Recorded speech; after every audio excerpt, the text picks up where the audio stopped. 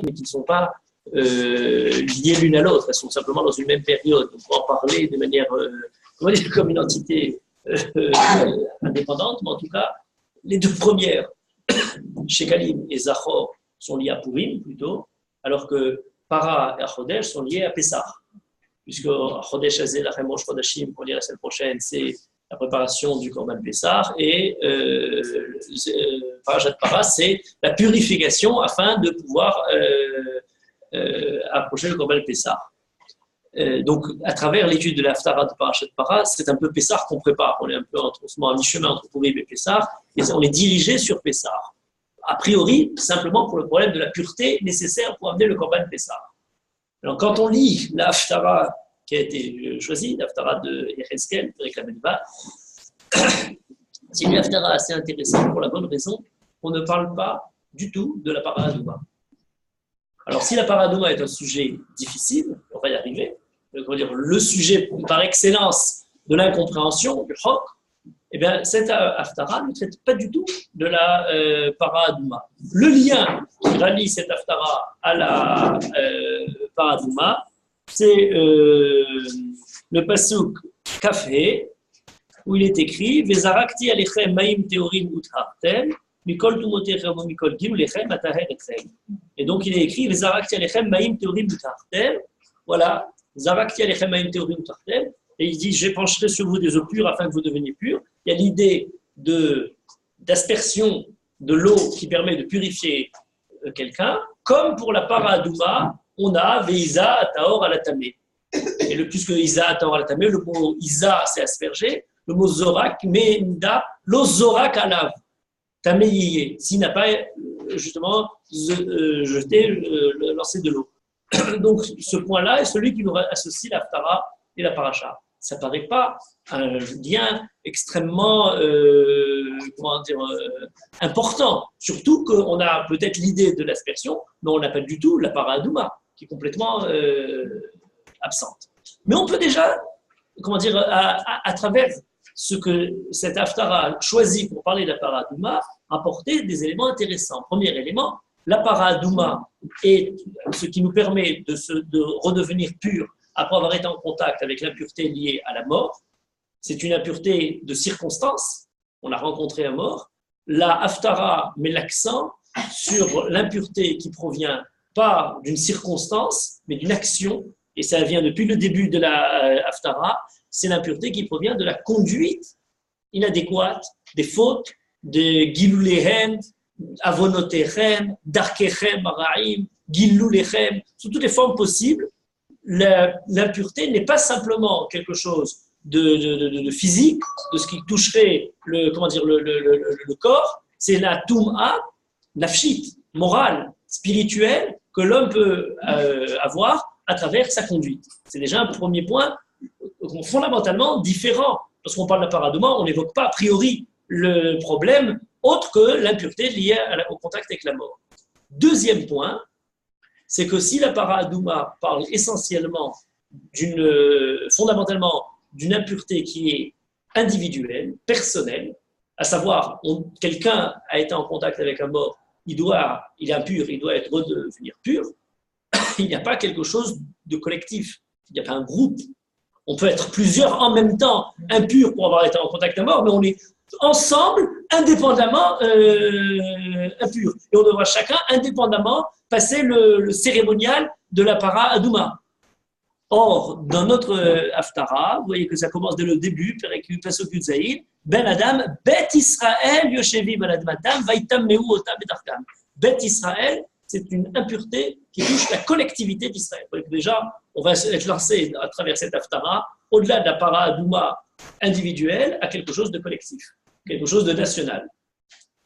Et pour cause, ce n'est pas simplement l'impureté du contact avec la mort, mais donc j'assemble les deux éléments en même temps, la faute d'une part, la conduite et la collectivité d'Israël. Cette Haftarah est là pour parler ils sont en Israël, ils ont rendu impur le pays par leur conduite, ils vont en Galoute et ils reviennent de Galoute. Donc l'histoire de l'Haftarah n'a rien à voir avec une Paradouma, c'est à voir avec le problème de Galoute et Géoula, l'exil et le retour en Israël. On a totalement élargi le problème.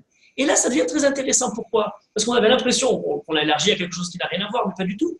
La sortie d'Égypte, c'est comment on sort de la galoute pour justement devenir un peuple et entrer finalement en Israël. Ah mais c'est très intéressant. On pensait lire la para Adouma pour lire la façon de se rendre pur pour pouvoir amener le Korban Pessah qui célèbre la sortie d'Égypte. C'est très important. Oui, mais l'Haftara nous dit comment se rendre pur pour mériter de sortir d'Égypte. Et on y est peut-être pas simplement par une circonstance, par une fatalité, mais parce qu'on a une faute ou quelque chose à se reprocher. Pour en sortir, il faut s'en éloigner. Et voilà le processus de la paradouma, qui n'est plus quelque chose simplement de formel, mais qui devient quelque chose de fondamental. Plus la façon de se rendre pur pour amener un korban, mais de se rendre pur pour pouvoir quitter la galoute et avoir la géoula. Déjà, on l'a transfigurée, la paradouma, elle devient beaucoup plus intéressante, je dirais. Elle devient beaucoup plus large. Elle ouvre d'autres perspectives, sinon la perspective dont on a l'habitude du roc et de la confrontation avec, même au niveau personnel, la mort. On est toujours confronté de manière personnelle, individuelle à la mort, jamais de manière collective. On ne meurt que seul. Or, lorsqu'il s'agit de Galout et Géoula, c'est un phénomène essentiellement collectif, où le peuple sort et le peuple revient en Israël. On a déjà, la Haftara, sans parler de la Paradouma, mais à travers le fait de l'associer à la Paracha de Paradouma, nous donne déjà une ouverture très large. Je rajouterai un autre élément très intéressant. Dans la Paradouma, la personne, par le fait d'avoir été en contact avec la mort, devient impure, lui-même. Or, dans notre Haftara, ça revient plusieurs reprises, je vous ai dit tout à l'heure au Pasuk Yudzaïn, mais après aussi, ils sont Yoshviv Aladmatan, Vaïtam Mehu Ota. L'impureté est une impureté non pas par la circonstance de toucher un mort, ou le lieu, rentrer dans la maison d'un mort qui touche la personne, le contexte qui atteint la personne, la paradouma, la mort, c'est exactement l'inverse. La personne qui va rendre impur le lieu, puisque par leur conduite mauvaise, ils ont souiller le pays d'Israël, donc la galoute et donc la possibilité du retour en Israël. Le fait qu'ils soient eux-mêmes impurs n'est presque quelque chose contingent. On en parle aussi. On en pense eux aussi, ils sont impurs, il faut aussi les purifier. Mais le point qui est mis en avant, c'est le fait d'avoir souillé le pays d'Israël, de quitter le pays d'Israël et de revenir en Israël. C'est un tout autre décor que celui de Paradouma. Il n'y a pas aussi l'impureté des fautes entraîne la galoute. Mais il n'y a pas aussi dans la lecture, le fait d'être en galoute, ça crée aussi une impureté. Oui, alors, oui, mais cette impureté-là, le mot qui est employé ici, c'est le Chilul Hashem. Le Chilul Hashem, Vaïchalelou, on parle que du nom d'Akadosh Baruch Hu, qui est profané par le fait d'être en galoute. Et dans l'autre Haftara, le problème est essentiel, c'est que justement, qu'il le veuille ou qu'il ne le veuille pas, il faut maintenant revenir en Israël pour ne pas approfondir le Chilul Hashem qui se produit par le fait qu'ils sont en galoute. On est dans un problème. Et le problème, voilà, de cette façon-là, on peut mettre sur le paradoxe premier de la galoute, c'est que d'une part, le fait d'y être, c'est un Chilul Hashem, mais on est nécessairement là-bas, puisqu'on a fauté, on ne peut pas revenir en Israël. Comment faire pour concilier ces deux choses-là? Et c'est là tout le côté, je dirais presque surprenant de notre Haftara, c'est qu'on a l'impression que la pureté du peuple juif pour passer de galoute en Israël lui est accordée indépendamment du phénomène de Teshuvah. Alors, je vais le développer plus longuement, mais c'est, disons, le côté le plus important de la Haftara. Alors, je plaçais le décor en disant le côté collectif, le côté de la faute, pas simplement du contact vis-à-vis de la mort, le rapport géographique du pays d'Israël qui est souillé, vers lequel on va en Chutz-Laretz. Quelle est l'impureté qui est évoquée dans l'Haftara? Et là, de manière très intéressante, alors on parle de la paradouma, parce qu'on a la paradouma, on sait que la paradouma est liée avec l'impureté liée à la mort. Or, ce n'est pas du tout celle dont nous parle l'Haftara. Toujours ce premier pasuk Yudzaïn, Vaïtameota bedarkam ou ba'alilota, par leur conduite, ketuma tanida ayeta darkam lefanai. C'est l'impureté de la nida qui est évoquée, pas l'impureté de la mort. Et c'est très important cette idée-là, parce qu'en fait, la nida et la mort correspondent à deux, dans l'ensemble des lois de la Toum'a, d'impureté, deux phénomènes fondamentaux, dans lesquels la nida est essentiellement quelque chose de naturel, alors que la mort est quelque chose d'extraordinaire, qui sort de la nature, qui sort de l'ordre des choses, puisque c'est l'arrêt total de la vie qui avance, alors que la nida est justement le cycle de la vie qui est, qui est présent. Et c'est très important cette idée pour la raison suivante. évoquer les fautes qui sont liées au peuple à travers celle de la mort ou celle de la Touma d'Anida, comment dire, est très intéressant pour la raison suivante. Le Midrash nous dit 2 points. Dans Parashat Tetzora, Midrash Tanhuma, commence en disant c'est très important que le Navi utilise pour parler du peuple qui quitte le pays d'Israël dans la galoute, la Touma d'Ina et pas justement la Touma de la mort, dans ce cas-là, pour nous dire 2 idées. Première idée, très importante, eh bien, c'est que comme la Nida est quelque chose dans lequel il y a une impureté, mais qui est provisoire, puisqu'on sait très bien qu'après cette période-là va arriver une période de pureté, de la même manière, le peuple juif est déjà assuré que suite à cette galoute, la galoute n'est pas définitive, il va y avoir une période de retour qui est déjà organisée. Ce cycle de la Nida est très intéressant pour parler justement du fait qu'il ne s'agit pas de quelque chose d'illimité, mais au contraire quelque chose qui va finalement mitamim ou mitahari. Et donc il y a la Tahara qui est déjà préparée dans l'image même de la Nida. Deuxième idée, lorsqu'il y a un mort qui est dans une pièce, on ne peut pas, pour quelqu'un Kohen ou quelqu'un qui est pur, ne peut même pas rentrer dans cette pièce puisque le lieu dans son ensemble lui rend impur, alors que pour la Touma de Nida, il n'y a pas du tout cette notion qui est appropriée. Donc, lorsque le peuple juif est, sous l'image de la Nida, impur par sa faute, eh bien, Akadosh Baruch Hu reste quand même présent avec lui. Alors que s'il était dans une notion de Toumat Met, Akadosh Baruch Hu aurait dû le fuir. Ashochen itam betor tumotam. Akadosh Baruch Hu est présent avec eux, même dans les, lorsqu'il a fauté, Imoan Ribetzara, lorsque le peuple juif est en exil, la Shechina part aussi en exil avec le peuple juif. Voilà 2 idées qui sont rapprochées au problème de la Nida qu'évoquait au début de cette impureté. Problème, et ça le Midrash nous donne 2 idées, c'est très bien, mais le problème, si jamais il s'agit d'un cycle, c'est très embêtant, pour la raison suivante. Autant on sait qu'après la période d'impureté, il va y avoir une période de pureté, mais on sait aussi bien qu'après la période de pureté, va revenir une période d'impureté. Et ça, c'est beaucoup moins, c'est plus inquiétant. Est-ce que ce serait à dire que lorsque le peuple juif revient en Israël, eh bien, il est encore, sujet au problème, qui avait généré cette première impureté.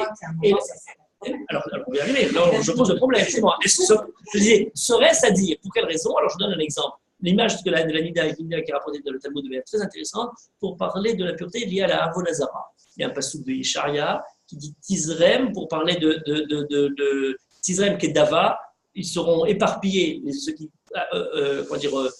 font le culte des idoles, Kedava comme une femme Nida. Et pour quelle raison c'est rapproché l'un avec l'autre? C'est très intéressant. On dit d'ailleurs dans Maseret Shabbat, si quelqu'un, il y a une mat de Nida, si quelqu'un, sans même toucher, simplement transporte quelque chose qui est lié avec une idole et déjà reçoit cette impureté. En tout cas, quelle idée qui est derrière ça est très intéressante, c'est la suivante.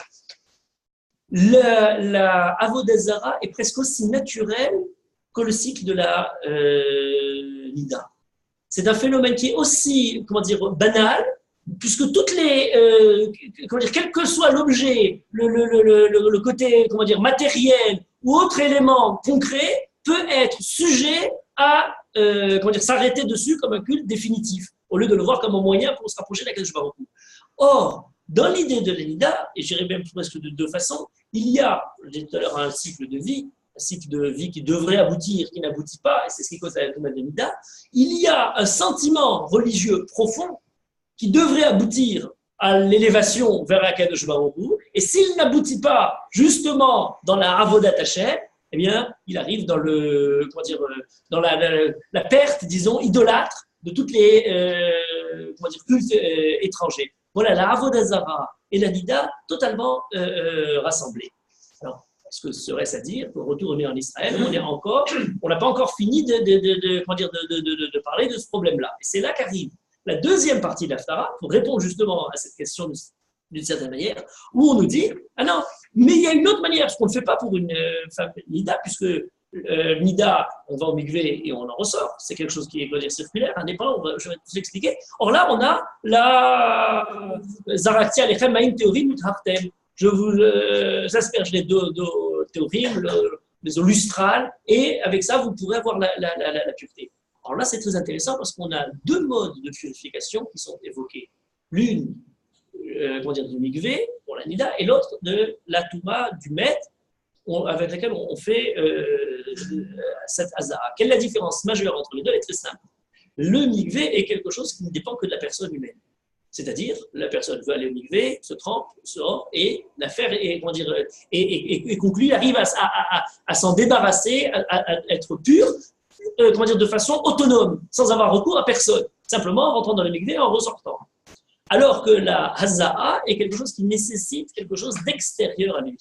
Il est nécessaire qu'un homme, Cohen, vienne et fasse Visa Atahor à la tamé, quelqu'un lui fasse l'aspersion, et qui manifeste là une différence majeure entre justement, encore une fois, je disais tout à l'heure, le cycle, il y a quelque chose de très intéressant. Lorsque, la nida est quelque chose de prévisible, il y a quelque chose dans lequel on n'est pas surpris, disons, par le phénomène de naturel. La mort est quelque chose de totalement surprenant. Même lorsqu'on y est préparé, on en est encore...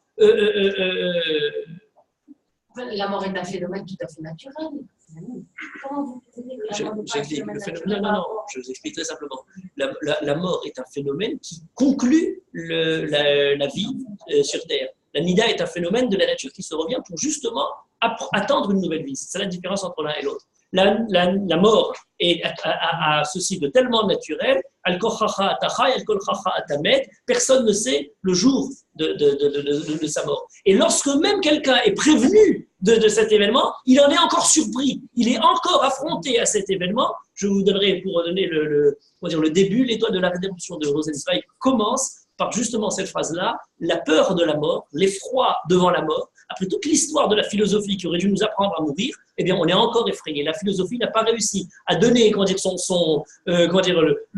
son utilité première, c'est justement de rendre l'homme serein devant la mort. Pourquoi on n'est pas serein? Pourquoi est-ce que même lorsqu'on est, on est encore toujours dépassé par la mort? Justement parce que c'est quelque chose d'extraordinaire, je dirais, je traiterai l'extraordinaire dans la chose suivante. C'est quelque chose qui est en soi-même le premier Chilul Hashem absolu. Pour quelle raison? Bien parce que Akadosh Baruch Hu a mis son âme dans l'homme. Comment est-il possible que cette chose-là puisse disparaître?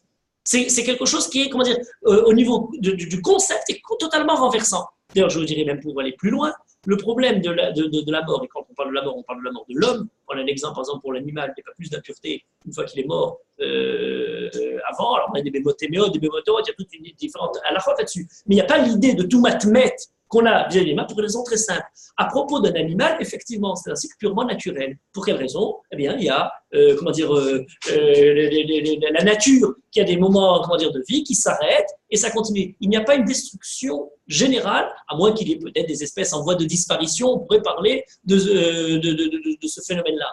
Pour l'homme, la disparition d'un homme, même si elle ne touche en rien l'espèce humaine dans son ensemble, est en soi déjà une disparition absolue. Alors l'âme malée qui disparaît à ce moment-là. Ce monde, contenu par une personne qui disparaît à ce moment-là, est en soi quelque chose, un traumatisme, un cataclysme au niveau moral dont on ne pourrait se remettre s'il y avait un processus de tahara qui vient extérieur à nous, pas du tout dans l'ordre des choses naturelles, on ne sait pas s'en sortir tout seul, on a besoin de quelqu'un d'extérieur qui nous en sort. C'est le Kohen la tahara, c'est le moment où on dit dans le Talmud, En asir motzi et atzmo mi bet ha'asurim. Le prisonnier ne peut pas se sortir tout seul dessus. L'endeuillé presque se laisserait aller dans la détresse de la douleur avec son mort. On sait que pour certaines civilisations, c'était au sens premier de la chose. Donc, on a besoin de quelqu'un qui lui tend la main. On lève l'endeuillé, on lui tend la main, revient, réintègre le monde des vivants. Pourquoi? Parce qu'il y a quelque chose d'insupportable même à l'idée que ceux qui possédaient la présence d'Akadosh Baruch Hu, tout d'un coup, est totalement perdu. À la différence de la Nida, qui est exactement le phénomène totalement opposé, les problèmes, on les met toujours en deux problèmes opposés, c'est le problème de la vie, c'est l'inverse. C'est pas la vie qui a été arrêtée, c'est la vie qui aurait dû commencer, c'est la vie qui aurait dû apparaître et qui est, dans ce sens-là, un aspect de mort par le fait justement qu'elle n'est pas apparue. Donc c'est totalement de phénomènes, disons, d'archétypes différents et qui retrouvent la pureté de deux façons totalement différentes. De ce phénomène de la Nida, on peut s'en sortir tout seul, on peut aller au mikvé et revenir, et toutes les autres, on parlait de ce même ordre des choses, on va au mikvé et on en revient. Le problème de la Toumat Met, on a besoin de quelqu'un qui nous en tire. Et donc, lorsqu'on le fait passer maintenant à l'idée plus générale, puisqu'on a dit maintenant c'est plus la mort et la nida, mais c'est la faute et le peuple juif, la galoute, etc. Il y a effectivement, et là on revient sur le paradoxe de tout à l'heure, que vous souleviez, est-ce qu'il n'y a pas Chilul Hashem dans le fait même d'être en galoute? Eh bien oui, il y a un moment dans la galoute, si on se laissait aller simplement sur le phénomène de nida, il y aurait quelque chose de cyclique, on pourrait peut-être s'en sortir tout seul, mais on y retomberait aussi tout seul. Or là, il y a une deuxième étape dans l'Haftara, les Araktia, les Chemaim, Théorim ou Tartem, c'est Akadosh Baruch Hu qui accorde la Tahara presque à l'insu du peuple juif. C'est pour une raison très simple et très surprenante dans la partie de l'Haftara, il n'y a quasiment pas de Teshuvah.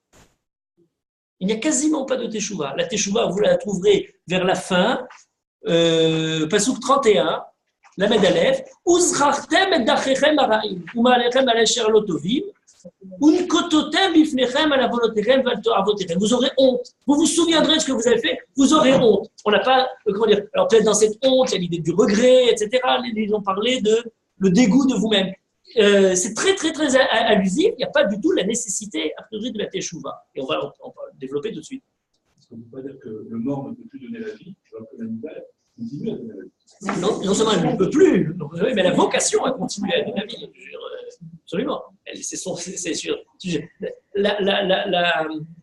La mort est une crise de la disparition de la vie. La nida est une crise de l'apparition de la vie. C'est totalement deux phénomènes totalement opposés. En ce sens-là, comment dire, je dirais ne simplement l'idée, voilà, si on avait la connaissance de l'acuité de la triatamétime, on aurait effectivement quelque chose de cyclique, puisqu'on est vivant, mort, et puis on retraite amétime. Dans l'absolu, c'est exact. Dans le côté pratique du conscient, c'est quelque chose de linéaire. Puisqu'on est mort, on n'en revient pas dans l'immédiat en tout cas.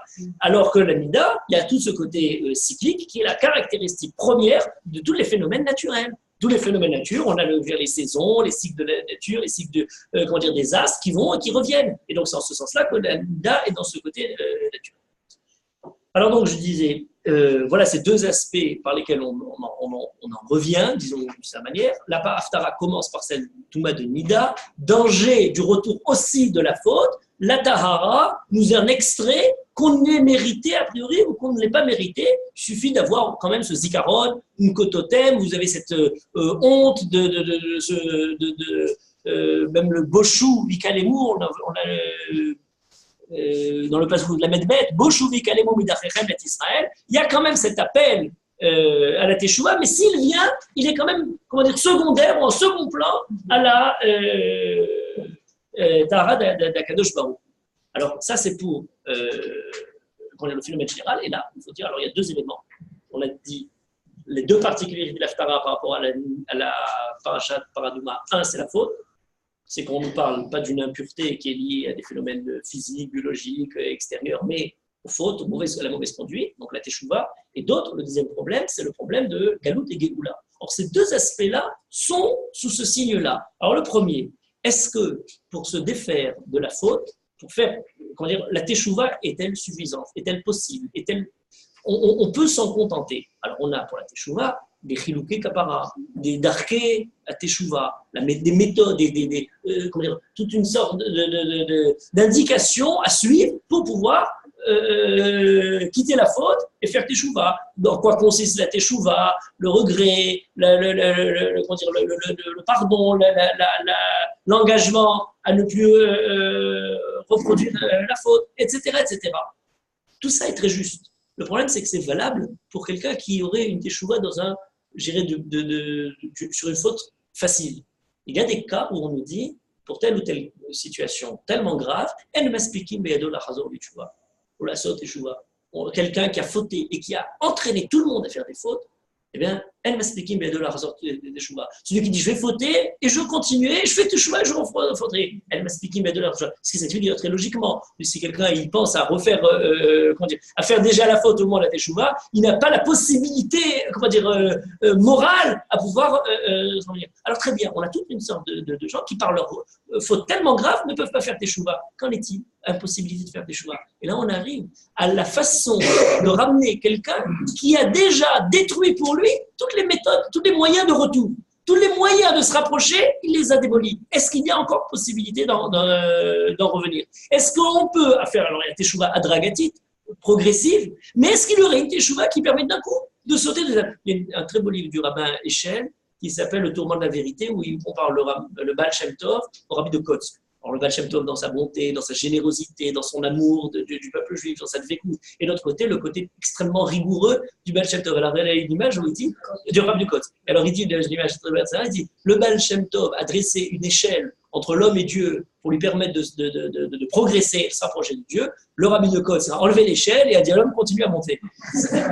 Ce qui veut dire, comment faire des chouvas, comment se rapprocher quand justement toutes les étapes, tous les échelons qui nous en rapportent ont été par notre conduite détruits. Est-ce que c'est quelque chose de possible? Voilà le problème qui est posé à travers cette image de Zaraktia, Lechem, Théorie, Moutartem. Est-ce qu'un groupe peut finalement, il y a quand même un bras qui sort et qui nous sort du ciel? Pourquoi c'est très important? Pour une raison très simple.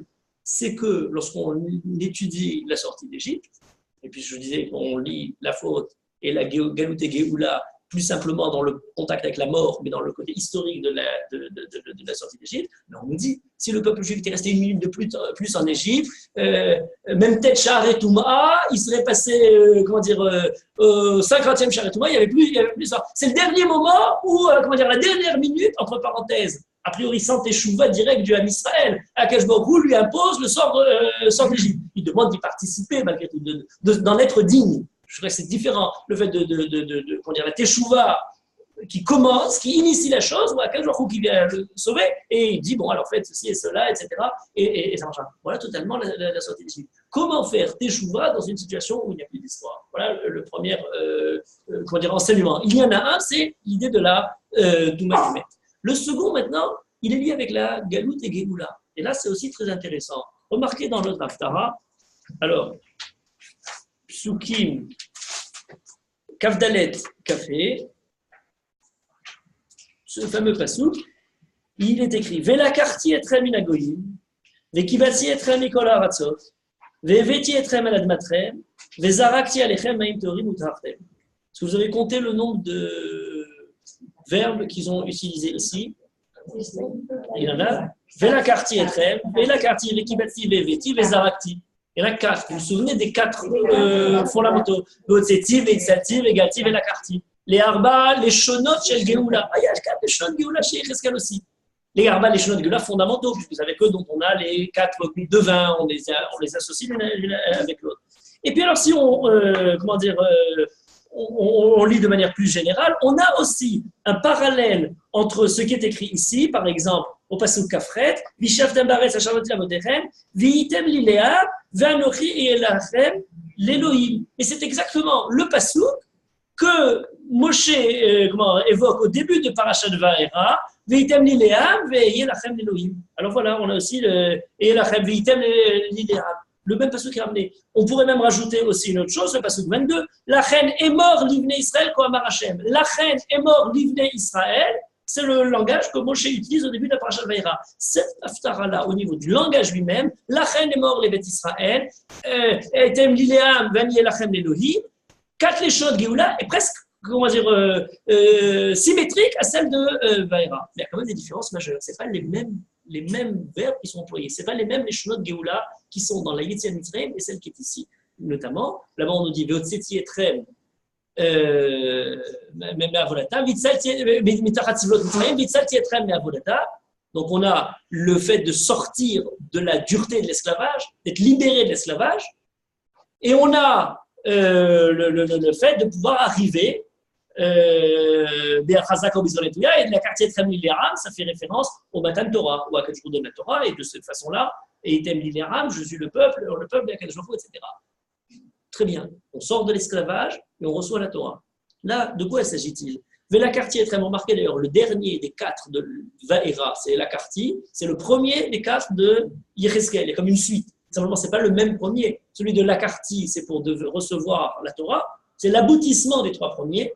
Or ici, c'est le premier, pour Lakarti Etrem Minagoyim, je vous rassemblerai des dispersions. On est déjà le peuple d'Akadosh Baruch Hu, puisqu'on a reçu la Torah. Mais on est dispersé. Donc, Minagoyim, Kibetzi Etrem Nicolas Ratzot, au niveau géographique, au niveau humain. Veveti Etrem Alad Matrem, il existe aussi dans Vaera, c'est le 5e Leshon de Géoula. Vous savez qu'il y en a qui prennent un 5e vers en rappelant ce 5e vers, le fait de rentrer en Israël. Oui, mais dans le Vaera, c'est un 5e verbe subsidiaire. C'est les Larba Leshon de Géoula, et on a encore un autre quand on arrive en Israël. On sait que l'histoire n'est pas finie, ne s'arrête pas là. Mais malgré tout, l'accent est mis sur les 4 premiers.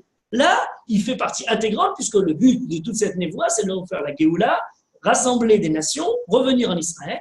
Et le 4e, qui est l'apothéose, au même titre que la quartier Etrem Lilea Matan Torah, c'est celui qui est évoqué ici, où on nous parle de Vezarati Alechem Maïm Teorim Utartem, la pureté qui est retrouvée avec la Kadosh Baruch Hu. Voilà les Arba Leshnot Géoula qui se retrouvent dans la sortie d'Égypte et qui se retrouvent ici. On a donc un parallèle entre cette Haftara et le problème, la faute d'une manière générale, et le problème de Galout et Géoula qui est très présent. Jusque-là, on pourrait, au niveau, je dirais, du texte lui-même, déjà trouver, même si on ne parle pas de la Paradouma, trouver un sens très, très, très lié avec la Paradouma. Mais malgré tout, après avoir dit tout ça, il faut ramener la Paradouma sur la scène, puisque c'est quand même l'essentiel du sujet dont on parle.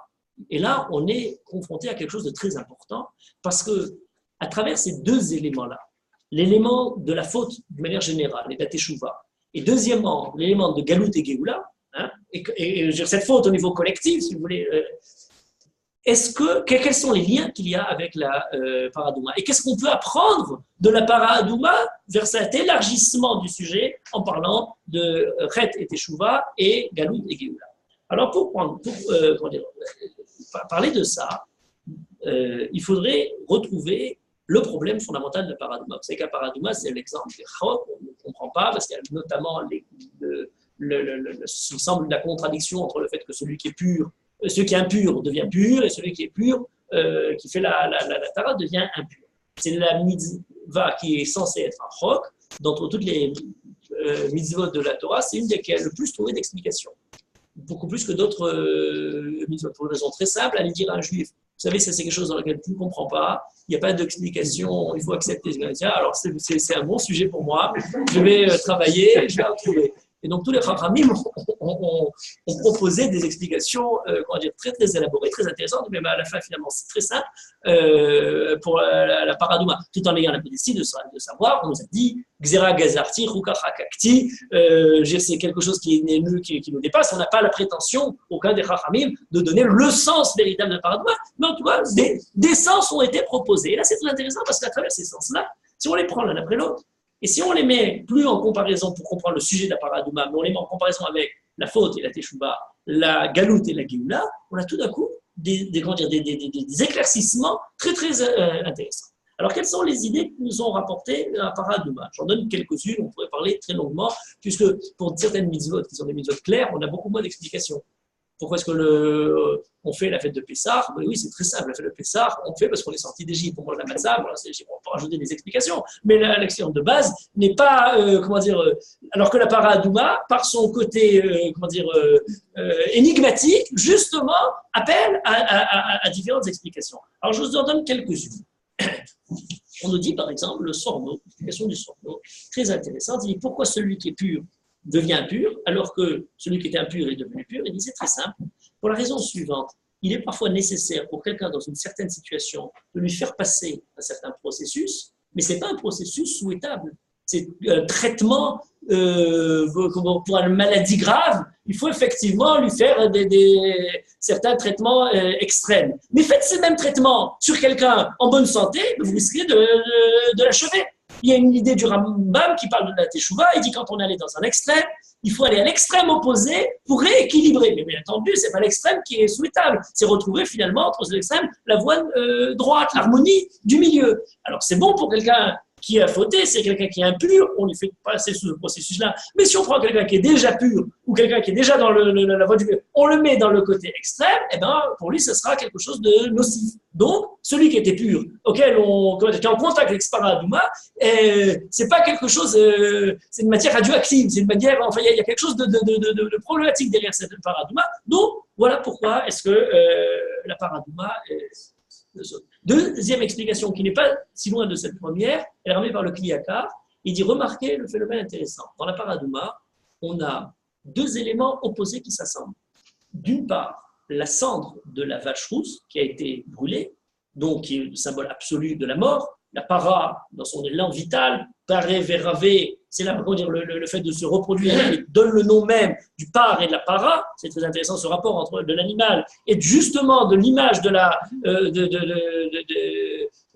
para comme le prix, même aussi la même mise, tout ça dans ce même registre. Or, pourtant, on la prend à Douma dans sa force vitale et on la brûle, on arrête cette vie. Donc, c'est une idée de mort. Oui, mais à côté de ça, on prend Maïm Hayim El Keli. Maïm Hayim, c'est de l'eau qui est prise, de l'eau, comment dire, dans sa plus grande pureté de source, et elle a l'idée de Hayim. On associe la vie avec la mort. Les contraires s'attirent. C'est un phénomène de réaction. Or, les contraires s'attirent, très bien. Donc, c'est comme ça qu'on a le résultat de la paradouma, qui nous permet de faire la Aza'a de la paradouma. Celui qui était impur, eh bien, il va faire une réaction, il va avec l'élément de Maïm Hayim, mais celui qui était pur, il va faire une réaction avec l'élément de la mort, de la cendre. Chacun va finalement s'accrocher avec l'élément opposé. Donc il faut, comment dire, on comprend à partir de là comment on arrive à ce qui semblerait être un paradoxe. C'est pas un paradoxe, c'est simplement moins et plus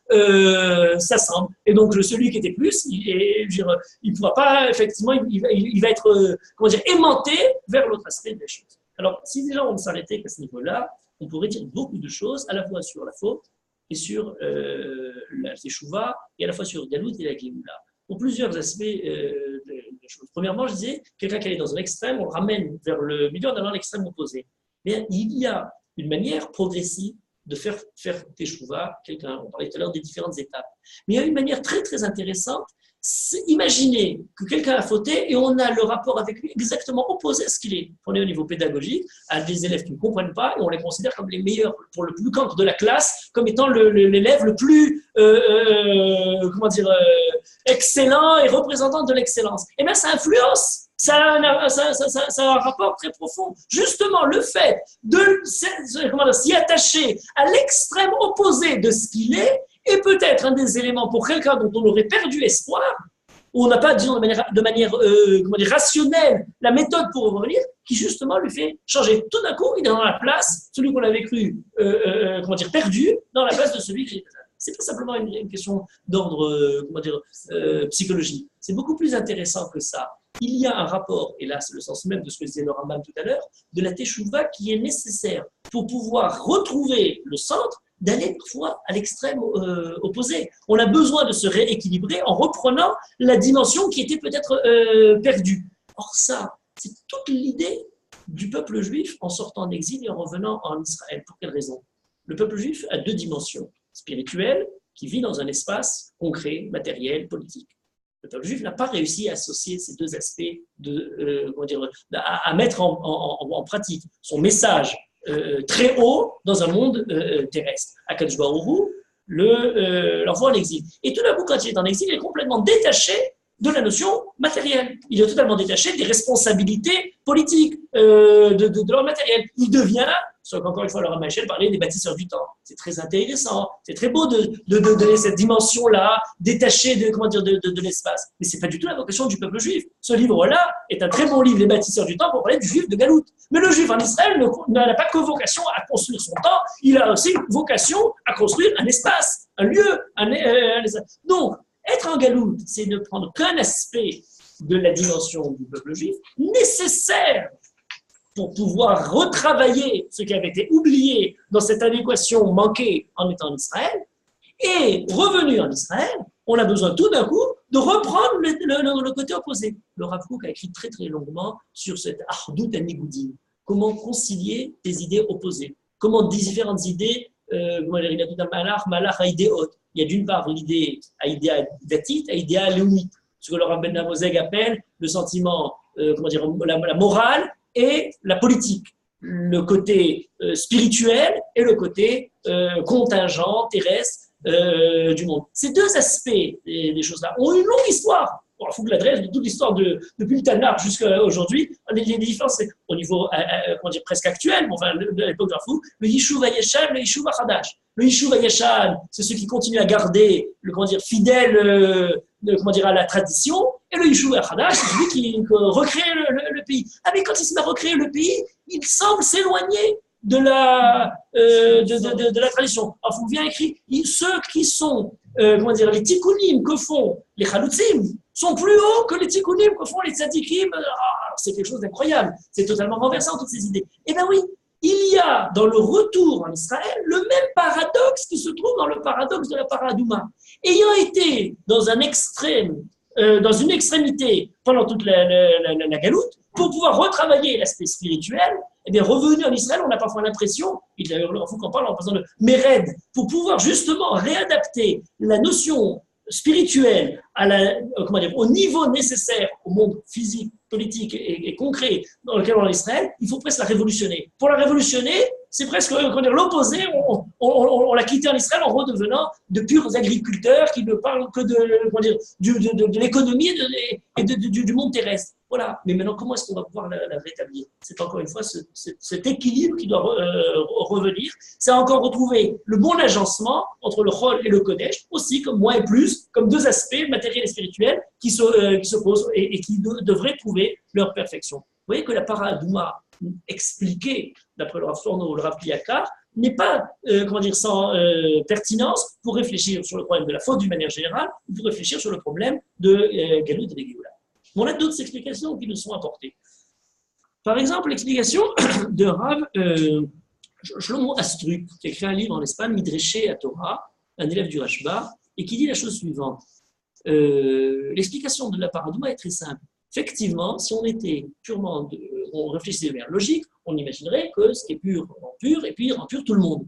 Oui, mais il y aurait un problème. Si ça marchait de manière tellement cartésienne, si ça marchait de manière tellement, comme une équation, ben on aurait le risque de croire que c'est quelque chose de médical, que c'est quelque chose de scientifique, que c'est quelque chose en fait qui est lié à la matière de la Paradouma qui réagit de cette manière-là. C'est une réaction, on a compris les réactions qui sont dans le domaine de la nature. On ne comprendrait pas qu'il s'agit à travers le processus de la Paradouma de quelque chose de totalement, différent, qui est celui de l'intervention d'Akadosh Baruch Hu qui accorde la Tahara. Mais en fait, on ne fait cet acte physique pas de façon mécanique, mais à travers cet acte, on essaie d'observer, de recevoir la présence d'Akadosh Baruch Hu. Alors ça se dit de manière très simple au niveau de la faute, mais c'est très important, puisque justement le paradoxe, c'était les Arak Shalech Hamayim Théorim, il y a quelque chose de technique qu'on aurait pu avoir une mauvaise lecture de cette Haftara. Et oui, comme je disais tout à l'heure, on a l'impression qu'on ne fait pas Teshuvah. Il suffit de faire Akavru et Zorek Maïm Théorim ou Tartem.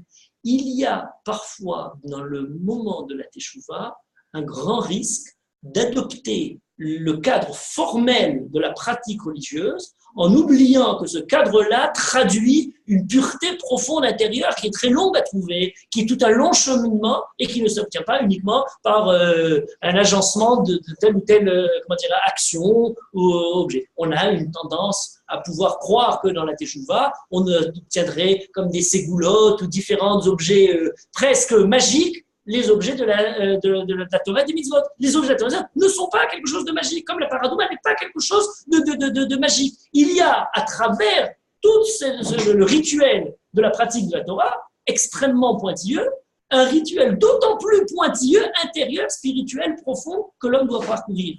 Et donc, lorsque on fait très attention à tous ces détails, il faut faire très très attention pour pouvoir obtenir la même précision, la même ponctualité dans le travail intérieur moral. Voilà ce que la Paradouma vient nous apprendre. Ne croyez pas que c'est quelque chose qui réagit de manière universelle pour tout le monde. Il faut faire très attention, être dans celui qui va être purifié par la Paradouma et non pas l'inverse. Et donc, lorsque la Kajorou, des Araktiel et Chamaïm Théorim ou Tartem, ne croyez pas que c'est quelque chose qui s'accorde à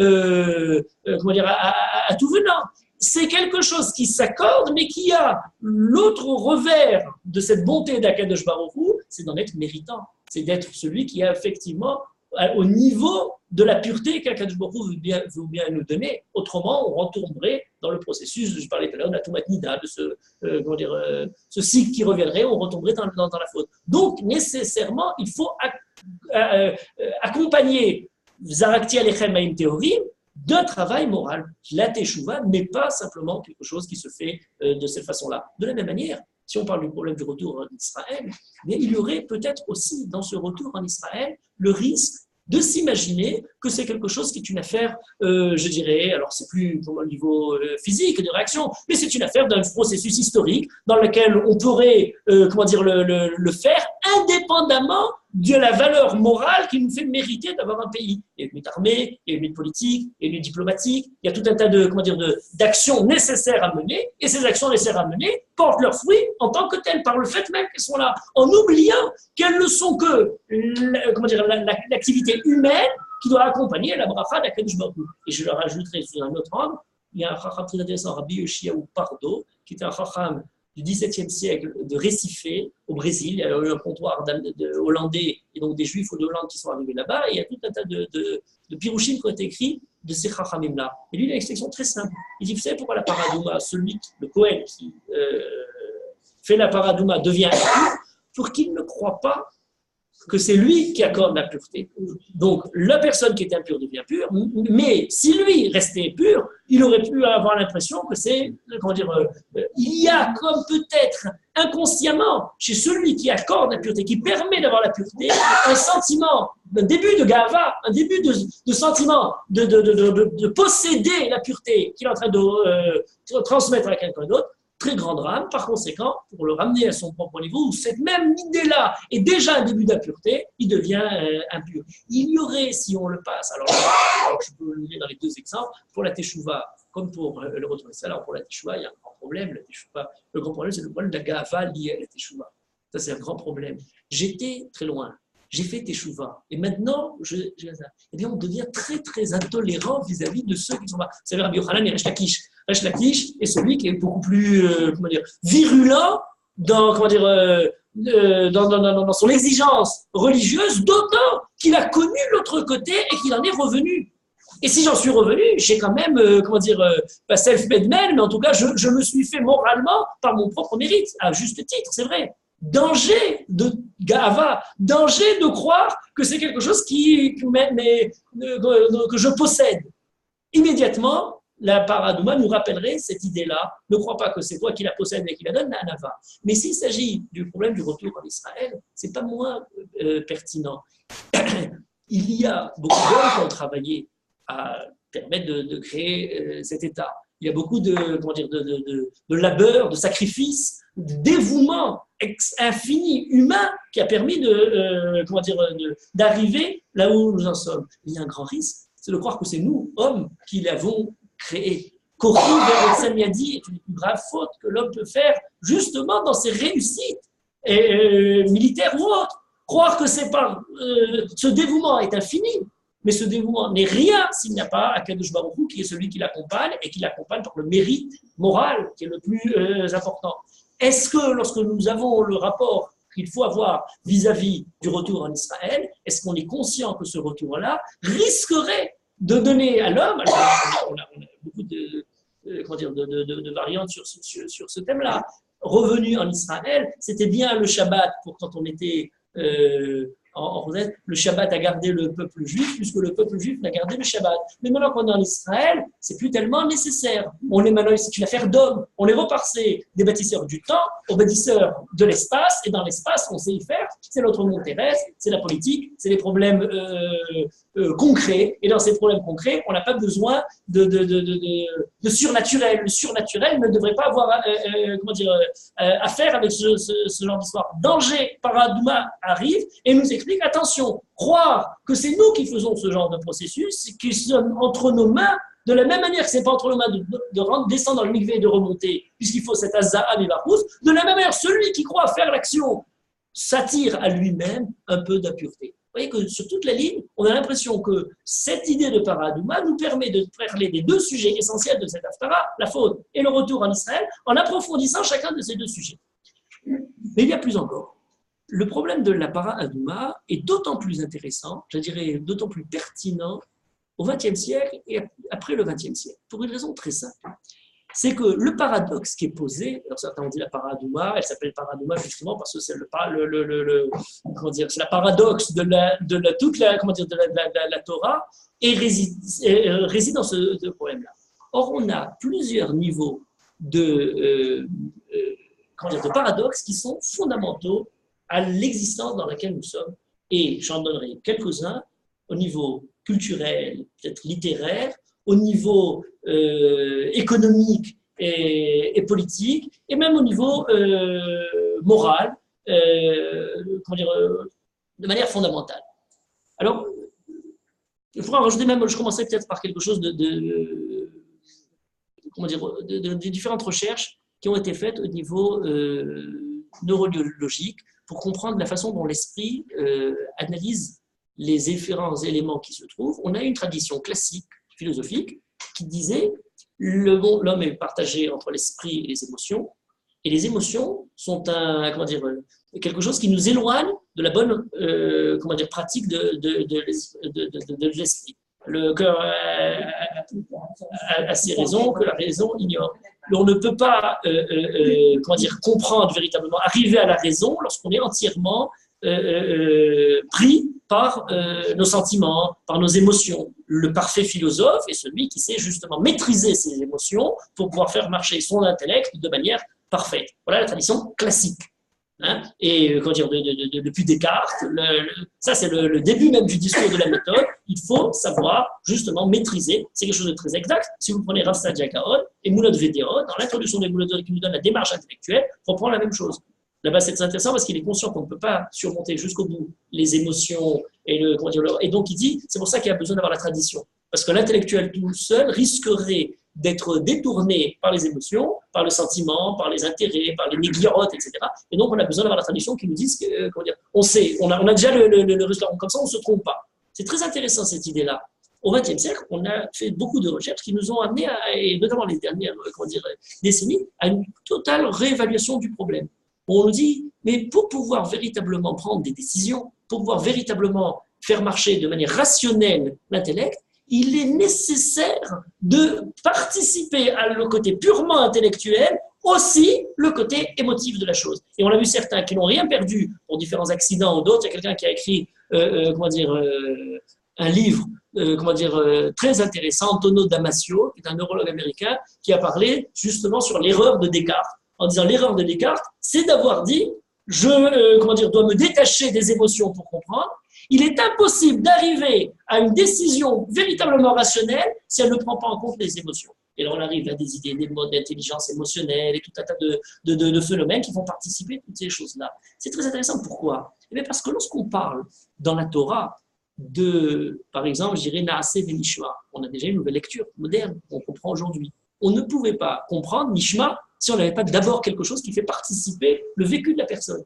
Le nishma, qui serait purement intellectuel, ne doit que suivre ce qui est d'abord le côté, vécu, ressenti de la personne qui pratique. On ne commence pas par je pense donc je suis, mais je suis, naasé, donc je peux arriver à comprendre quelque chose au niveau de la pensée. C'est très intéressant. Qu'est-ce qui, dans toute la Torah, est fondamentalement dépasse le côté simplement intellectuel? C'est le chok. Le chok, c'est quelque chose dans lequel on nous dit, lorsque vous êtes confronté à ce chok-là, vous ne pouvez pas le comprendre par le côté intellectuel, il faut d'abord le pratiquer. Alors on peut proposer toutes les explications du monde, mais on n'aura toujours jamais compris véritablement. Il y a des phénomènes qui sont tellement profonds au niveau de l'homme, entre parenthèses, la confrontation vis-à-vis de la mort, ou l'instinct de mort, selon d'autres formulations, eh bien, c'est quelque chose dans lequel on ne pourra le comprendre que si d'abord on crée tout un rituel qui est centré sur ce sujet-là, mais qui ne le réduit pas à une exposition philosophique, organisée, rationnelle de la chose. Elle reste ce qu'elle est, et pourtant elle l'approfondit à travers la façon de la traiter par la mitzvah. Voilà ce que c'est que le chok, voilà ce que c'est que la paradouma. La paradouma, d'une certaine manière, c'est justement la prise de conscience que l'esprit ne peut pas tout et il a besoin d'avoir recours à quelque chose qui est pour lui une énigme pour pouvoir justement affronter ou se ressortir de cette situation de la mort. Mais est-ce que ce n'est pas la définition de la Emouna ?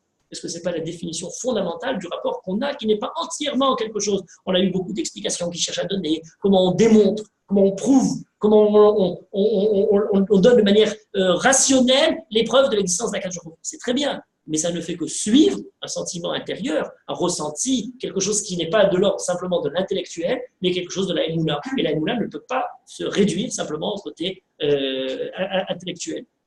Si je disais ça à propos de l'État d'Israël, ou du retour en Israël et de Galout Géoula, il est bien entendu que toutes les explications, que tous les commentaires et experts qui parleront de tous ces problèmes-là ne pourront faire l'exception de quelque chose d'essentiel, fondamental. C'est tout ce qui a porté ce retour en Israël, pas de l'ordre de l'intellect et du rationnel, mais de l'ordre du cœur, qui a fait vivre le peuple juif pendant des siècles pour y arriver, et on n'a toujours pas compris comment quelque chose peut être aussi vivant, aussi longtemps, aussi éloigné de l'endroit premier, avec une telle acuité. C'est plus du tout du ressort de la rationalité simple, c'est quelque chose qui engage, en plus de cette rationalité, puisqu'il y a quelque chose effectivement de réfléchi, quelque chose qui toute l'existence humaine dans son ensemble. Voilà en ce qui concerne la personne. Mais c'est valable aussi, je disais, de manière culturelle. De manière culturelle, le XXe siècle nous a amené à son... On pourrait commencer dans le XIXe siècle, si je prenais certains écrivains, mais en tout cas, le XXe siècle nous a amené beaucoup de directions totalement, encore une fois, peut-être pas nouvelles, mais très approfondies. Par exemple, le non-sens. Il y a toute une littérature du non-sens. Alors certains le voient avec Alice au Pays des Merveilles. En hébreu, c'est très bien, parce qu'en hébreu, il y a higayon avec un he, et il y a higayon avec un aleph. Higayon, c'est pour parler du non-sens. On est conscient que la langue, la culture, le monde dans lequel on vit, et pas simplement dans son côté philosophique, est plein de situations contradictoires, surprenantes, qu'on n'arrive pas à percer jusqu'au bout. On peut le voir de manière pessimiste, de façon existentialiste, noire, lourde. Hein, ça peut aller de Kafka pour décrire un monde complètement, une hallucination d'un monde qui a perdu toute prise avec sa rationalité. Ça peut arriver à un désespoir existentiel à la façon de Camus, mais qu'on soit dans tous ces mondes-là, on est dans un monde qui, je dirais pas qui célèbre, mais qui vit profondément ce côté, c'est l'absurdité du monde, le côté incompréhensible de la réalité. On a l'impression de faire tout un tas de calculs, et puis finalement on se rend compte que tout est géré par d'autres choses. On se sent impuissant devant tout ça. Ce point-là est un point extrêmement fertile. Presque, on ne peut plus écrire avec le côté rassuré et harmonieux de l'ancienne, des anciens temps classiques, où on avait le côté fanfaron et optimiste d'une science qui allait tout éclairer, apporter le bonheur à tout le monde. Tout d'un coup, on est là avec confronté au côté les durs pépins de la réalité. Et finalement, on a besoin de vivre avec tout ça. Et donc le monde littéraire, philosophique, le monde religieux, entre parenthèses. Pour les chrétiens, on a basé là-dessus toute une façon de voir la religion. Premier peut-être qu'il nous parle de ça. Il est nécessaire que la chose soit absurde pour qu'on puisse y croire. L'inverse totalement de la position juive. C'est parce que c'est absurde que j'y crois. C'est quelque chose de fabuleux comme excès de cette chose-là.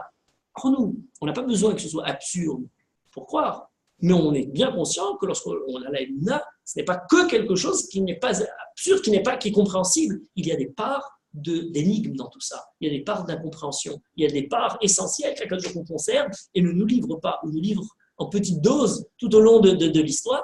Et apprendre la paradouma, c'est d'une certaine manière apprendre qu'il y a effectivement dans les choses essentielles de la vie, la mort, le fait d'être confronté à la mort, une situation malheureuse mais primordiale, eh bien, recours à justement la façon de sortir de ce monde-là pour ne pas tomber ni dans la déprime, ni de fonder là-dessus toute une philosophie de l'existence à travers la méthode dans l'incompréhension de la façon dont marche la paradouma, justement, de la réponse qu'on peut donner à cette chose-là. C'est quelque chose de très intéressant. Parce que ce phénomène-là est aussi l'un des phénomènes fondamentaux du retour et de la teshuva. Le retour et la teshuva, à la fois au niveau personnel, je vous parlerai tout de suite au niveau sioniste, est aussi quelque chose qui n'est pas généré. C'est toujours très intéressant de poser la question quand quelqu'un a fait teshuva, dire mais qu'est-ce qui était le déclic, comment ça s'est passé. Et on se rend compte qu'il y a à chaque fois des éléments qui sortent totalement de l'organisation prévue, affirmée, dans laquelle on sait où on va, et tout d'un coup il y a quelque chose, ça peut être une personne, un moment, une situation on ne sait pas, et qui tout d'un coup révolutionne totalement la personne. Elle a parfois plus d'importance, ce petit déclic, que toute une vie de programmes, de projets, où on est tout très, très, rassuré par notre planification de l'existence. Voilà, on a la teshuva qui ne marche pas ça. Mais la grande différence du pessimisme existentialiste ou du pessimisme religieux à façon chrétienne, c'est que nous, on dit derrière tout ça, il y a quelqu'un qui zarakti alechamayim théorim ou tartem. Il y a une tahara en fin du chemin. Il y a dans ce processus-là quelque chose qui sort l'homme de l'aliénation perpétuelle, et j'allais dire l'aliénation à sa propre compréhension de tous les phénomènes, qui a sa propre manière d'entrevoir, de manière qui semblerait adulte, sa marche de vie. Eh bien non, on ne peut pas être aliéné à ce qu'on croit être la certitude de ce qu'on a fait. Il y a des moments où on s'est remis en question, et c'est le phénomène de Teshuvah. Donc la paradouma est très très utile pour réfléchir à ça, mais elle est très utile aussi pour réfléchir sur l'aspect politique de la chose. Alors, il y a un grand économiste, un prix Nobel, Hayek, qui a écrit un livre, un de ses derniers livres avant de mourir, qui s'appelait L'arrogance fatale. Et c'est une école très libérale au niveau économique, mais qui dit la chose suivante, il dit tous les programmes économiques ou toutes les théories économiques qui ont essayé de planifier jusqu'au bout l'ensemble des activités d'un groupe humain sont vouées à l'échec. Ils ont montré qu'elles arrivaient finalement, n'ont jamais prévu là où la chose allait dérailler.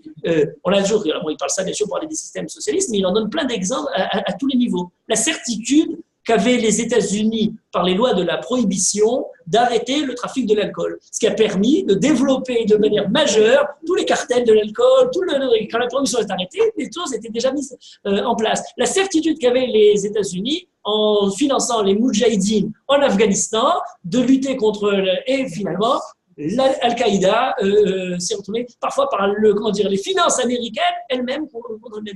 Comment l'homme peut-il arriver à cette certitude de tout maîtriser, d'avoir tout compris, de savoir comment et finalement, il y a un petit grain qui remet en question voilà, le monde dans lequel on vit est un monde dans lequel on a une nécessité de la modestie, la nécessité de rentrer obligatoirement, et là on ne parle pas de personnes religieuses qui font côté de la présence d'Akadjoro, on parle de personnes totalement rationnelles qui analysent j'allais dire presque toutes les prévisions économiques avec les algorithmes, etc. Tout d'un coup, tout le monde est surpris de la tournure que prennent les différents événements. Voilà, il y a quelque chose qui est nécessaire d'être pris en compte et de dire on n'est pas, on ne maîtrise pas l'ensemble on doit garder une certaine modestie vis-à-vis de notre propre intellect. Mais comme nous disait la Paradouma, dans notre certitude de comprendre la volonté d'Akadosh Baruch Hu, d'approfondir la connaissance de la Torah, et elle est très présente, puisque tout le monde juif est fondé, et c'est à son centre, l'étude et la compréhension. On n'est pas justement un peuple qui ne connaît pas même sa doctrine, la façon ruse, ou qui ne met l'accent simplement sur la dvekout, sans avoir le côté de l'étude. Donc c'est quelque chose de central pour l'étude de la Torah. Et pourtant, on a des zones dans lesquelles on dit cette zone-là garde la modestie de quelqu'un qui ne comprend pas, qui ne touche pas cet élément. Si quelqu'un veut analyser le retour en Israël et se dire on peut lui donner tout un tas d'interprétations politiques, historiques, de tous les différents des évolutions de l'histoire et du XXe siècle, si quelqu'un ne croit pas dans les miracles, alors ça c'était Ben Gurion, être réaliste pour ce pays, c'est justement de mettre dans l'ensemble du paysage la notion de quelque chose qui tout d'un coup nous échappe, tout d'un coup intervient, et on n'aurait jamais pu imaginer que ça se déroule de cette manière-là. Si quelqu'un croit que tout se déroule suivant ce qu'on avait prévu, pas du tout. La Paradouma nous enseigne à voir la politique. Voilà à peu près ce qu'on pourrait dire. Si vous voulez, pour donner l'exemple encore plus profond, je disais tout à l'heure le côté paradoxal des choses, le plus gros paradoxe dans la difficulté, dans le côté lourd de l'horreur, et oui, c'est quelques années de différence, la plus grande destruction et le retour en Israël en même temps. Voilà comment cela, en refusant bien entendu toutes ces explications simplistes, l'un cause l'autre, etc., raison de l'autre, toutes ces là. Après tout ce qu'on pourra dire avec les experts incultes qui pourront parler de ce sujet, eh bien, on retombera malgré tout sur le fait qu'on est quand même confronté à deux phénomènes totalement, opposés l'un de l'autre, qui sont simultanés. Voilà ce qu'Akadosh Baruch Hu choisit pour mener son histoire. C'est des choses qui relèvent d'autre chose que l'entendement, que la compréhension purement de l'homme. Mais je pense, donc vous voyez, à travers ça, le Chet et la Teshuvah, la Galout et la Géoula, interprétés de différentes façons, comme la Haftarah nous mène à propos de la Paradouma à relire ces deux éléments-là. Mais il me semble qu'il y a encore une manière d'entrevoir et qui est liée à un passage des Pirkei Avot qui n'est pas toujours bien compris. On a l'histoire de Hillel Azaken qui Afoura Goulgolet chez Tzafal Benamayim, qui voit un crâne qui flottait sur l'eau, et il a dit Al-Datfar Hatfour, Vesof Metifayir Hitufou. Puisque tu as noyé, ils t'ont noyé, et ceux qui t'ont noyé seront eux-mêmes noyés. Et on explique généralement cette Mishnah en disant voilà, Mida Keneged Mida, ce que les uns ont fait vont être refaits, etc. Hillel Azaken vient nous apprendre que Galgal Choser Baolam, Goulgolet, il y a quelque chose qui tourne, tantôt c'est un premier qui est tué, finalement il y aura une punition, et ainsi de suite. Le problème, c'est que, interprété de cette façon, Hillel Azaken ne prend pas conscience de deux phénomènes. Premièrement, d'abord la langue de la Mishnah, le détail de la langue de la Mishnah. Le détail de la langue de la Mishnah pose deux problèmes. Premier problème, il est écrit dans cette Mishnah, dans le langage d'Hillel Azaken, Al-Deatfar Tfour, puisque tu as tué, ils t'ont tué, au pluriel. Donc Hillel Azaken fait intervenir deux assassins pour punir le premier assassin en question. Il aurait pu nous enseigner le même enseignement de Mida Keneged Mida en disant, puisque tu as tué, l'assassin, t'a tué. Il n'y a pas besoin de nous mettre à Tfour au pluriel. Première question. Deuxième question, Vesof Metifayir, et là, finalement, ceux qui t'ont tué, Yetoufun seront tués, il emploie un passif. Si vous suivez la logique de la phrase, tu as tué, ils t'ont tué, et ceux qui t'ont tué, d'autres les tueront. D'autres viendront et les tueront, comme ils t'ont tué.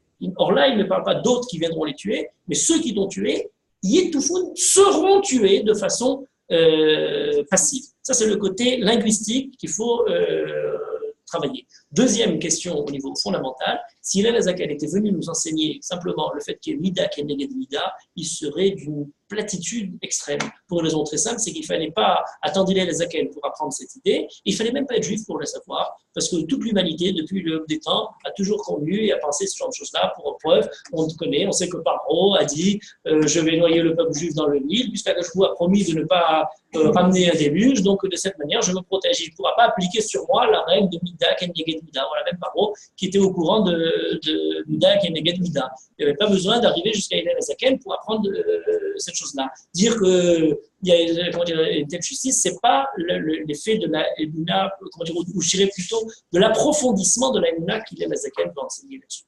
Alors pourquoi qu'est-ce qu'il veut nous enseigner? Ça se trouve dans le côté, le détail grammatical de cette phrase. Et c'est très important. Première idée de Hillel Azaken, Al-Deatfar Atfour, puisque tu as tué, ils t'ont tué.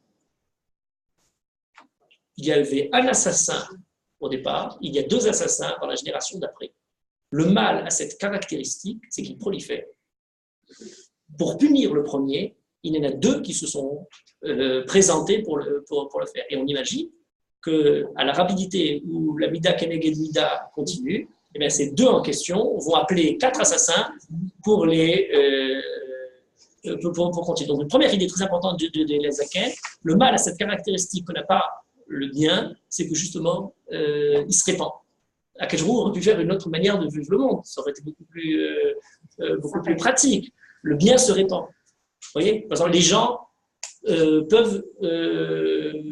sont contagieux, transmettent la maladie. On n'a pas vu des gens qui transmettent la bonne santé. Vous mettez quelqu'un de malade dans une pièce en bonne santé, tout le monde va se retrouver malade. Vous prenez un type en bonne santé dans une pièce malade, on n'imagine pas que tout le monde va devenir en bonne santé parce que le type est rentré. On dit en français, le bien n'est jamais perdu. Ah oui, alors attendez. Oui, mais là, c'est intéressé. Dans l'esprit français, un bien n'est jamais perdu, c'est complètement retour.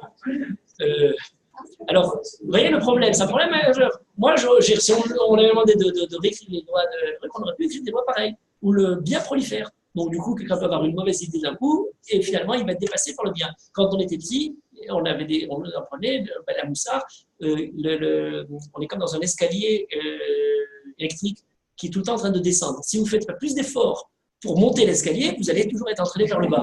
L'escalier ne fait que descendre. Il faut effectuer plus d'efforts pour lutter contre le comme ça. Voilà le monde dans lequel on se trouve. C'est les données. C'est ce qu'il nous enseigne. Donc, première idée, une idée, comment dire, je dirais, alors peut-être pas pessimiste, mais en tout cas, pas de niaise, voilà, réaliste. Pas de niaise et, comment dire, de tout va pour le mieux. Non, le monde, on a une lutte profonde pour éradiquer le mal. Sans quoi, le mal risquerait de se répandre. Si on s'arrêtait là, on ne serait pas encore dans les moules. On serait encore dans une relation réaliste, peut-être, qui a compris cette nature de prolifération du mal, mais on n'aurait pas une position de moulin, on aurait simplement une position de compréhension comment marche effectivement la nature, les choses, la santé, ou les guerres, ou autre chose. Et là, il donne la deuxième partie de la phrase. Et ceux qui t'ont tué seront tués sous une forme passive. Et ça, c'est le rapport qu'il y a entre le côté circulaire de la Tumat Nida et le côté des Arakti Alechamayim Teorim de la Touma d'Akadjoku fait la Tahara finale. Celui qui rend pur va lui-même devenir impur. Mais c'est une évidence. C'est exactement ce qu'il constate. Pour pouvoir guérir quelqu'un, eh bien, le médecin s'est approché de son malade, il s'est approché un petit peu trop et il a contracté la maladie. C'est un psychiatre qui a été très très dévoué vis-à-vis de ses patients, mais finalement, il est devenu un petit peu, au long des années, voilà, c'est quelque chose de totalement, j'allais dire classique. C'est pas la phrase d'Hillel. La phrase d'Hillel, c'est qu'à la fin de l'histoire, celui qui a tué, disons comme ça, si on suivait Hillel, depuis l'époque de Hillel, le premier a fait 2 meurtriers, qui en ont fait 4, qui en ont fait 8, qui en ont fait 16, etc., etc. Et de génération en génération, ça fait maintenant 2000 ans enfin, que la phrase de Hillel a été lancée, le monde est peuplé de meurtriers. Faites attention, autour de vous, ils ne font que proliférer. On en voit beaucoup d'ailleurs, qui font des petits. Alors, on est conscient de cette caractéristique, de la perversité qui gagne du terrain. Et là vient Hillel et nous dit non, il est possible, sauf Métifaïr, la fin de l'histoire de ceux qui ont tué, Yétoufou, seront noyés. Il n'est pas nécessaire d'avoir recours à 2 nouveaux meurtriers pour punir les 2 précédents.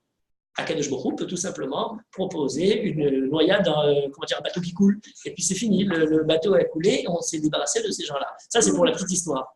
Au niveau de la Tahara, le Kohen a quelque chose d'incroyable, c'est qu'il fait la Tahara pour le premier, et une fois qu'il a rendu Tahor pour la personne en question, il prend la Touma sur lui-même. Mais la Touma du Kohen n'est pas la même. On s'imaginera, alors pour qu'il soit pur, il faut maintenant appeler un nouveau Kohen qui lui fasse la Tahara, et ainsi de suite. On n'en sortira jamais. On aura toujours quelqu'un qui fera la Touma. Non, le Kohen qui est devenu Tamé, il suffit d'aller se tremper au mikvé le soir, ou Shemesh Vetaer, il devient pur. Quelle merveille! Tout d'un coup, réapparaît le mikvé et nous permet de sortir de cette Touma première sans avoir recours à quelqu'un d'autre qui va lui-même devenir impur. Ceux qui annonçaient cette idée-là, c'est Akadosh Baruch Hu dans cette Haftara. Vezarakti alechem ma'im teorim uthartem. Akadosh Baruch Hu, veiza ishtahor alatamé. Le Ishtahor, on dit, c'est qui Ishtahor? C'est Akadosh Baruch Hu, il écrit Ishmil Rama, donc le mot Ish apparaît pour Akadosh Baruch Hu, et c'est ce Ishtahor Zarakti Alechem.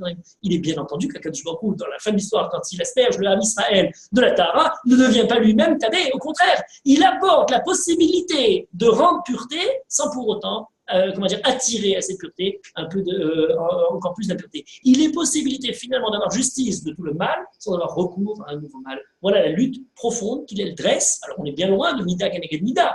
On a commencé par Mida Keneged Mida, prolifération du mal, mais finalement arrêt du mal par la présence d'Akadosh Baruch Hu. C'est exactement ce que signifie cette Haftara-là à l'échelle collective du Ham Israël, et j'allais dire presque finale, puisque c'est le retour en Israël, et le moment dans lequel Akadosh Baruch Hu dit, il est possible finalement de donner Ma'im Teorim, Utartem, et de ne plus avoir du tout l'idée du mal. C'est un programme qui nous engage, puisque on doit être méritant pour ne pas le ramener, bien entendu. Mais ça nous permet de donner, puisqu'on lit ça en préparation à la sortie d'Égypte, de savoir que la sortie d'Égypte n'est pas une affaire qui est dans le sac, qui s'est produite il y a très longtemps et on ne fait que la célébrer et être très heureux.